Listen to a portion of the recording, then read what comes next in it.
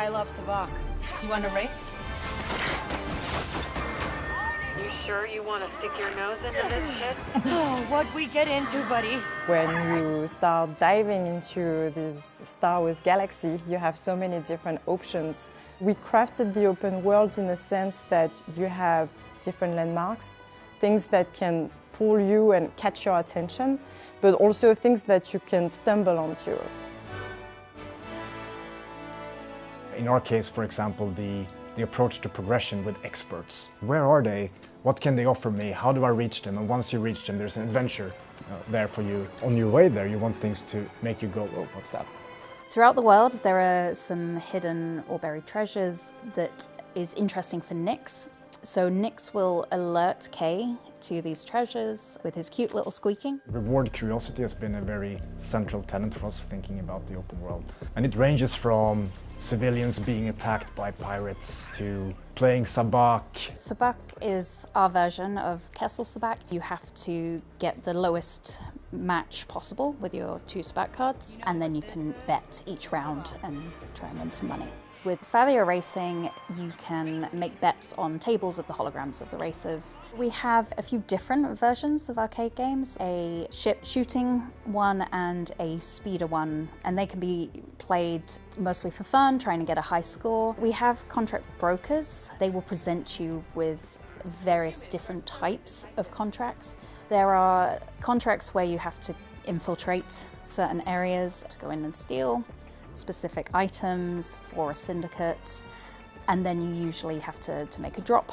That's the point. You usually get a choice to betray your employer. You can finish the job as normal and get paid, or you can actually give the item to another syndicate for reputation. But that's going to hurt your current reputation with whoever employed you in the first place. The better your reputation, the better access you have to higher stakes jobs that are going to pay a bit more money, and those are the ones that are reserved for when you have very high reputation.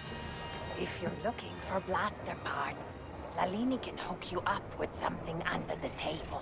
So there are lots of different conversations that Kay will overhear. These can be things like passwords into areas, the location of hidden treasures in the world, and also opportunities to further position herself with some of the syndicates.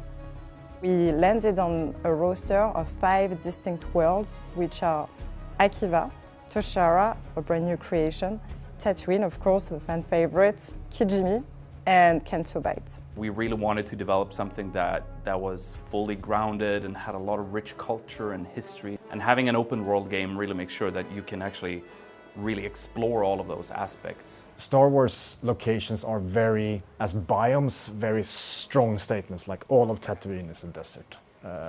Kijimi is perpetual night and winter.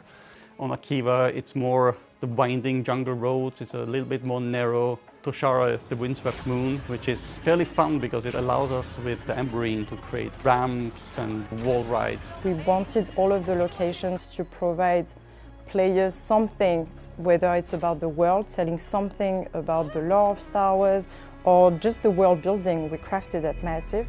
So designing the space areas was super fun. So we distinguished there a little bit between regulated space, which is the Empire-controlled, which is the black space with stars, and then we have the unregulated, more hidden, kind of more dangerous space. It's also a place, of course, where different quests and contracts take you. You should fly in close and have a look.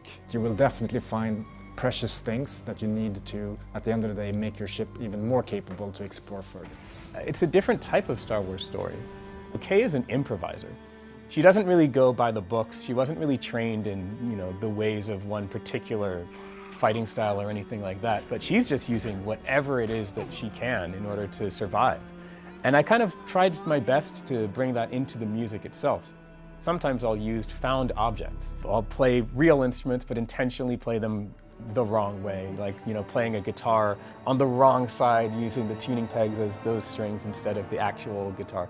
These are improvised instruments rather than well-defined, perfected ones. We did a lot of ambience recording trips, which not only gives us freedom in terms of implementation, but also gives us a lot of this unique source that makes us stand out. You'll be able to hear the score and also diegetic music sort of react to the story that Kay is undertaking and bring life to those environments.